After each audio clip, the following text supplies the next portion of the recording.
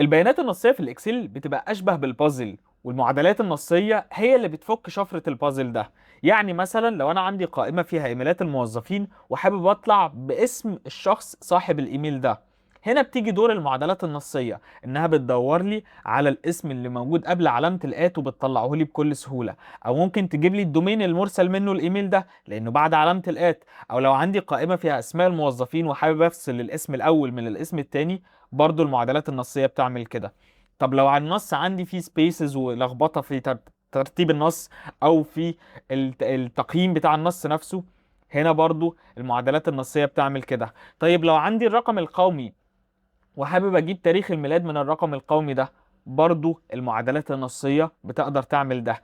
فمهم جدا انك انت تبقى عارف التول دي ازاي بتستخدم، لانها هتسهل عليك شغلك لو انت بتشتغل في الاتش ار، او بتشتغل في الاوبريشنز، او الكاستمر سيرفيس، او حتى في مدرسة او كلية او جامعة، الجهات اللي بتعتمد اكتر على البيانات النصية من البيانات الرقمية. صباح ومساء الخير عليكم، انا محمود عثمان، والنهارده الفيديو الرابع او الخامس، ما بعدش الحقيقه، ولكنه الفيديو الاول من شرح المعادلات النصيه. المعادلات النصيه فيها 39 معادله، هنشرحهم 10 10 10 9. فالنهارده الفيديو الاول، يلا بينا. اول حاجه طبعا بنوصل للمعادلات النصيه بتاعتنا من خلال اننا بنتوجه لفورمولا ريبون، ومنه على تكست فانكشنز، وهناخدهم بالترتيب التسلسلي. في بعض المعادلات او المعادلات الاولى اللي احنا هنشرحها النهارده ممكن تحس ان هي ما بتستخدمهاش بشكل كبير، ولكنها هتفيدك. وفي منهم معادلات حقيقي انا اتفاجئت لان انا بقالي سنين ما استخدمتهاش. فيلا بينا. اول معادله عندنا array to text، ودي بتعمل ايه؟ دي بكل بساطه، لو انا عندي بيانات بالشكل ده موجودين في خلايا منفصله وحابب اخلي البيانات دي كلها في خليه واحده، بعملها ازاي؟ بقول له array to text، فبيجي يقول لي البيانات بتاعتك موجوده فين، فهقول له والله مثلا هحدد له اول 5 اسماء عندي، كاما، فراح قال لي concise ولا strict. الخصهم لك كلهم مع بعض بشكل سريع ولا strict؟ خلينا نجرب ده ونجرب ده. لو جينا ضغطنا صفر اللي هي اختصار لكلمه concise، فراح قال لي رفيق سمير، كاما نيفين رؤوف، كاما يارا خالد، كاما محمد علي، كاما خالد عمر. فراح جمع لي النص ده كله في خلية واحدة. ودي بعض الأدوات اللي احنا بنحتاجها في شغلنا بشكل كبير. أنا عايز أقول إن الموظف ده وده وده وده وده نجحوا، أو عايز أبعت ميل وأقول إن الطلبة دي نجحت، او عايز ابعت ميل تاني، او عايز اقول ايا كان. فحابب اخلي البيانات مش موجوده عندي في هيئه جدول، انا حابب اخليهم في سطر كده بيفصل ما بين كل اسم والتاني، كاما. فبتيجي دور هنا داله array to text. طيب ده الاوبشن الاول من ال array to text، وهي ال concise. طيب كاما، لو انا قلت له strict اللي هي واحد، فراح قال لي حط لي براكتس وحط لي اسم كل موظف تو كوتيشنز، ما بين تو كوتيشنز وما بينه فاصله منقوطه. فده عرض اخر للبيانات اللي انا بجمعها. فبحول البيانات من حيز array to text يبقى موجود في خليه واحده. طب لو انا جيت خدت النص ده كوبي وحطيته هنا، طلعليش حاجة. ليه؟ لأن أنا لازم لما أجي أنسخ البيانات، قلنا عملية اللصق الخاصة بيها لازم تكون as a values علشان ما يلعبليش في القيمة الموجودة داخل الخلية اللي أنا شغال عليها. وطبعا احنا شرحنا الفرق ما بين أنواع لصق البيانات في فيديو منفصل هتلاقيه موجود على اليوتيوب، تقدر ترجع له وبيشرح لك كل التفاصيل الخاصة بعمليات لصق البيانات. طيب دي أول معادلة شرحناها عندنا في المعادلات النصية، وهي معادلة array to text. عندي بعد كده معادلة PAHT أو PAHT to أو PAHT text. وعايز أسألكم يعني لو حد عارف ال PAHT دي أو PAHT دي عملة إيه، لو حد فاكر أو حد عارف يعني. الناس اللي بتسافر آسيا أكيد هيبقوا عارفين. لو جينا هنا كتبنا رقم 10 وجينا قلنا له PAHT text، ورحنا حددنا له الخلية اللي فيها رقم 10، فراح قال لي not found. ليه؟ خلينا نكتب رقم تاني برضو، equal equal. الخلية دي اشتغلت اهي.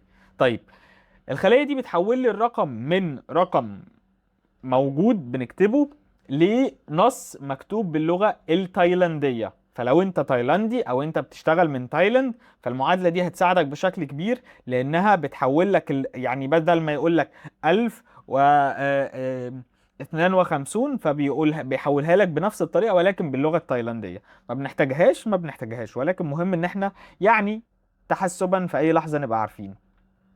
طيب، الكار دي اللي هي اختصار الكاركتر. كل رقم في الاكسل وليه اختصاره لكاركتر معين، والمعادلة دي بتحول لي الرقم للكاركتر اللي انا عايزه. يعني لو جينا هنا كتبنا 1 وهنا كتبنا 2 وجيت هنا قلت له equal كار، يا ولا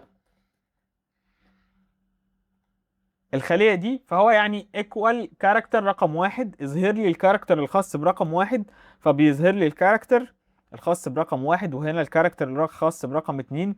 لو جينا سحبنا الخلايا بتاعتنا كده هيظهر لي الكاركتر الخاص بكل رقم. طبعا مش ظاهر لي هنا لان انا محتاج اغير الفونت الخاص بالنص المكتوب علشان يظهر لي الكاركتر ده شكله ايه. طبعا انا مش هقعد ادور على كل كاركتر الفونت بتاعه ايه اللي بيظهره لي، ولكن هنا في اللحظة دي قال لي والله الكاركتر رقم 33 هيظهر لك علامة تعجب، الكاركتر رقم 34 هيظهر لك كوتيشن، 35 هاشتاج، وهكذا. وبعض الحروف لو انا جيت قلت له والله ايكوال كار مثلا 69، فهيطلع لي حرف الاي، وهكذا. طيب، هل الموضوع ده مكمل معانا لحد ما لا نهاية؟ لا، بيقف عندنا لحد 255. بعد 255 معادلة الكار بتقف خلاص، هي ما بتقراش من بعد ال 255. زي ما احنا شايفين كده طلع لنا ايرور فاليو من بعد 255. فده بالنسبة لمعادلة كار. طيب، ايه اهم حاجة ممكن ابقى محتاجها من معادلة كار دي؟ اهم حاجة ممكن ابقى محتاجها وهي، خلينا بس نحذف البيانات دي. لو انا كاتب محمود وفي الخلية اللي جنبها عثمان، وجينا هنا كتبنا مثلا equal الخلية دي equal الخلية دي and car 10 and الخلية دي، ايه اللي بيحصل؟ مش ظاهر معانا، هيبان معانا حالا. نجي بس نسحب النص كده، عمل لي راب تكست للنص بتاعي. فدالة كار 10 دي اللي بتحول لنا النصوص بتاعتنا لأسطر بالشكل المناسب زي ما احنا عايزين. فدي معادلة بتحول لنا الرموز لأرقام أو الأرقام لرموز زي ما احنا وضحنا. طيب، الدالة التالتة عندنا وهي دالة كلين. دالة كلين دي بتعمل ايه؟ دي بتنظف لي البيانات الخاصة بيا. يعني احنا لو رجعنا في الخطوة اللي لسه حاسفينها، وهي النص ده هنعمله كنترول سي كنترول شيفت في عشان يتحول معانا لقيمة، وجيت قلت له والله ايكوال كلين الخلية دي، فراح مرجعها لي تاني لسطر واحد، وراح حذف لي كل المشاكل الخاصة بيها. ولكن فيها مشكلة بسيطة ان هي ما بتقدرش تتعرف على المسافات. يعني هي بتتعامل بالبيانات بالشكل اللي هي شايفاه. فهي شافت كلمة محمود عثمان بالشكل ده فراحت لازقة كلمة محمود مع عثمان. ولكن لو كانت كلمة محمود عثمان بالشكل ده وجيت هنا قلت له ايكوال كلين البيانات دي، فراح منزلها لي زي ما هي. طيب، لو انا كانت كلمة محمود عثمان بالشكل ده بينزلها لك زي ما هي. وهنا في فرق ما بين دالة كلين ودالة تريم. دالة تريم لو انا جيت قلت له تريم الخلية دي، فراح حذف لي البيانات. هو ترجم دالة تريم ان كلمة محمود المفترض يبقى بعدها سبيس واحد وكلمة عثمان، فراح حللي المشكلة دي. فده فرق سريع ما بين دالة كلين ودالة تريم. ودالة تريم هنلاقيها تحت، يعني احنا هنلاقي بعض المعادلات بنشرحها مع المعادلة اللي بعدها لان الاتنين بيبقوا بنفس المعنى. طيب، دالة كود دي بتعمل ايه؟ فاكرين الكاركترز اللي احنا كنا عملناها من دقايق؟ لو انا جيت هنا قلت له equal car الرقم ده، وجينا سحبنا الاتنين كده سوا، نيجي بس ايه نحول البيانات دي لنصوص، وجيت هنا قلت له equal كود النص ده او الكاركتر ده، فبيجي يقول لي رقم الكود ده ازاي، وهكذا. فده العكس بقى، يعني واحده بتحول لي الرقم لكاركتر، والتانيه بتحول لي الكاركتر للرقم وترجعه لي مره تانيه. طيب عندي بعد كده داله كونكات، وداله كونكات دي بتجمع لي البيانات في خليه واحده. يعني لو جينا هنا قلنا equal كونكات ده كاما ده كاما ده، ايه اللي بيحصل؟ بيحط لي رفيق سمير نيفين رؤوف يارا خالد، التلاتة لازقين في بعض. طيب تفرق ايه عن دالة array to text؟ لا array to text كانت فصلها لك بفاصلة منقوطة وما بين brackets وما بين two quotations او ما بينهم كاما، على حسب انت اخترت concise ولا strict. ده فرق ما بين concat وما فرق ما بين array to text. طيب ايه الفرق ما بين concat وما بين concatenate؟ لو انا جيت قلت له والله من هنا لهنا، لما انا جيت حددت له الحيز بتاعي من هنا لهنا، اولا طبعا هو رجع لي البيانات زي ما هي، لكن انا كنت محتاج ان انا اقول له كاما ده كاما ده. ايه اللي حصل؟ هي مفيش اي فرق ما بين الاتنين، هي كونكاتينيت كنا بنستخدمها زمان وكونكات بقينا نستخدمها دلوقتي. حتى انت لو جيت تكتب كلمة كونكاتينيت هتلاقيه عامل لك علامة الايرور على المعادله، وهو بيقول لك يعني المعادله دي ما بقتش تستخدم بشكل كبير في الوقت الحالي. فكونكاتينيت اتحولت لكونكات، اختصروها بشكل سريع. طيب عندي معادله اسمها ديتكت لانجوج، ودي من المعادلات اللي انا لازم ابقى مشغل الواي فاي عشان تتفاعل معايا. لو انا جيت هنا قلت له هلو، بس كفايه مش هكتب اكتر من كده، equal detect language، المعادله دي او الكلمه دي، فهياخد لحظات يحمل معايا، وبعد كده هيجي يقول لي اول حرفين من المعادله او النص اللي انا كاتبه، فراح قال لي انجلش. طب لو انا كنت كتبت له بونجور، فراح قال لي اف ار اللي هو فرانس او فرنش او فرنسي، وهكذا. فده اللي الديتكت لانجوج دي اللي بتحول لنا، بتجيب لنا اللغة المكتوب بيها النص بتاعي. طيب عندي معادلة او دالة اسمها دولار. طيب دولار دي بتعمل ايه؟ بتحول لي الرقم لفورمات الدولار. فانا باجي اقول له والله الرقم بتاعي مثلا، الرقم بتاعي ده كما بيجي يسألك عايزه بكام رقم عشري، فانا هقول له برقمين عشريين، فراح محول لي الرقم لفورمات الدولار برقمين عشريين. لما اجي اسحب كده هينفذ لي نفس الامر على بقية الارقام. طب لو انا جيت قلت له والله بخمس ارقام عشرية، فهيحوله لي لرقم بخمس ارقام عشرية، وهكذا. طيب ده دالة دولار. دالة اكزات، ودي بقى هنا نركز، واحدة من اهم الدوال، يمكن اهم الدوال اللي انا شرحتها من اول الفيديو. ليه؟ لان دالة اكزاكت دي احنا بنستخدمها في تنظيف البيانات. ازاي نتأكد ان البيانات اللي عندنا صحيحة، او هل في فروقات ما بين العمودين ولا لا. لو انا جيت هنا رحت واخد نفس العمود ده كله كوبي وجيت حطيته هنا، نفس الاسماء انا واخده كوبي بيست، وجيت قلت له اكزاكت النص الاول ده كما النص التاني ده، فراح قال لي ترو. والله النص ده بالظبط زي ده. لما اجي اسحب كده راح قال لي كله ترو. طب ليه كله ترو؟ لان احنا كاتبين نفس النص، احنا واخدينه كوبي بيست. طب لو كلمة سمير دي انا خليتها سمير، راح قال لي فولس. ايه اللي اتغير؟ الحرف اتحول من كابيتال لسمول، فراح قال لي فولس. طب لو انا جيت قبل كلمة نيفين رحت عامل سبيس، فولس. طب يارا خالد عامل سبيس في النص، فولس. طب محمد علي عامل سبيس في اخر الاسم مش هيبقى ظاهر معايا، فولس. طب فلورا رحت مغير اول حرف خليته لسمول، فولس. فاي تغيير هيحصل ما بين النص اللي في الخلية الاولى عن النص اللي في الخلية التانية، مهما بدا ليك مش مهم، هيطلع لك فولس. وهنا بنعرف الاختلافات، هل في اختلافات ما بين العمودين ولا لا، ولا هم متطابقين. فده دالة exact وعملية المطابقة ما بين الأعمدة. طيب عندي بعد كده دالة اسمها دالة find، ودي آخر دالة احنا هنختم بيها مع دالة search، لأن الاتنين بيستخدموا في حالات متشابهة. لو جيت قلت له equal find text، عايز تبحث عن النص ايه؟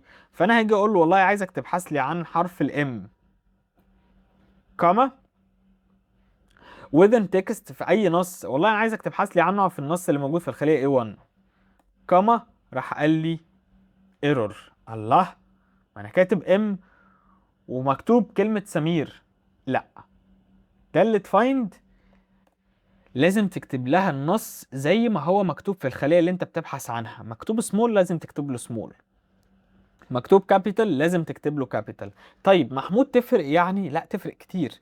اوقات السيريال نمبر بيبقى مكون من ارقام وحروف، الحرف الاول ممكن يكون كابيتال وبيشمل حروف سمول في النص، فلو انا جيت سرشت عن الحرف اللي فيه حرف سمول لازم يبحث لي في النص، ما يبحثليش عن اول الاسم، وهكذا. فدالة فايند بتبحث لي عن القيمة بالظبط اللي انا بدور عليها، فدي مهمة جدا وبتجيب لي الترتيب بتاعها، ترتيبها التاسع.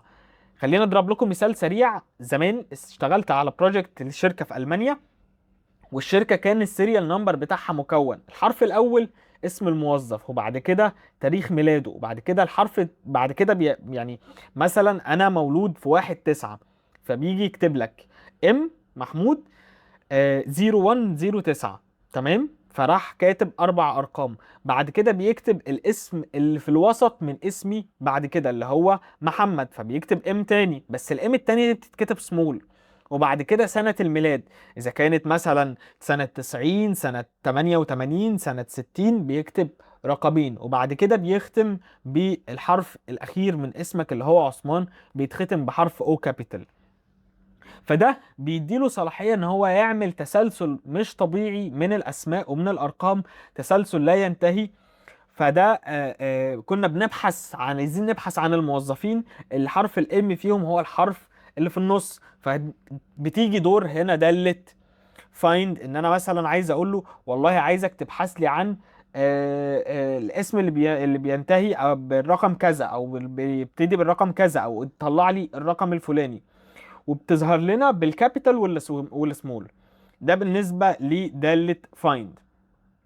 طيب ايه الفرق بينها بقى ما بين دالة سيرش؟ لو انا جيت كتبت سيرش ايكوال سيرش، نفس المعادلة بالظبط، بيجي يقول لك فايند تكست، فجيت قلت له ام كوما within text A2، راح قال لي 9، ما اتغيرش حاجة. ولكن لو انا جيت هنا رحت مغير كلمة سمير دي لام كابيتال، دالة فايند طلعت ايرور، دالة سيرش طلعت لي القيمة عادي. فده او الفرق ما بين دالة فايند ودالة سيرش. طيب الفرق التاني وهي دالة فايند ما بتعرفش تتعامل مع الكاركترز اللي هي الفازي ماتش. لو اتفرجتوا على الفيديو بتاع الفازي ماتش اللي هي علامة النجمة وعلامة الاستفهام وعلامة التلدة، هي ما بتعرفش تتعرف على الفازي ماتش. فلو انا جيت قلت له والله انا عايزك تبحث لي عن النص مثلا اللي بيبتدي بحرف الار وبينتهي بحرف الكي، فهتطلع لي ايرور. على العكس لو انا رحت كتبت نفس الكلمة دي في دالة سيرش، راح قال لي الاولى. ليه؟ لان هو العلامة النجمة بترمز لعدد غير محدد من الحروف او الارقام، فانا بقول له والله انا عايز ابحث عن حرف الار الاول وحرف الكي الاخير، وفي النص في عدد احرف انا مش فاكرها، في حرفين، في 3، في 5. فراح دالة سيرش دورت على النص ده، لقيت ان الكلمة اللي انت بتبحث عنها دي موجودة الكلمة الاولى، فراح قال لك الكلمة الاولى. دالة فايند بقى ما طلعت لناش اي حاجة. ليه؟ لان دالة فايند هي بتبحث عن الكلمة اللي موجود فيها ار ستار كي، هي بتدور على النص بالحرف. فده الفرق التاني ما بين دالة فايند ودالة سيرش. كمان ده بيظهر لنا في حالة علامة الاستفهام. يعني علامة الاستفهام بترمز لحرف بقى، يعني مثلا علامة النجمة بترمز لعدد من الأحرف مجهول مش عارفه، إنما دالة النجمة بترمز لحرف، يعني أو ده علامة الاستفهام بترمز لحرف. فلو أنا جيت قلت له حرف، يعني علامة استفهام واحدة يعني حرف واحد، علامة استفهام التانية يبقى حرفين. طيب اف فهو هيدور لي على الكلمة اللي بتبتدي بحرفين والحرف الثالث منها الاف، فرحت ضاغط انتر راح قال لي الكلمة الأولى. طب لو أنا كنت قلت له ام، راح قال لي لا ثانية واحدة، أو هو ما قاليش الكلمة الأولى، قال لي موجودة في أول بحث عندنا الحرف الأول.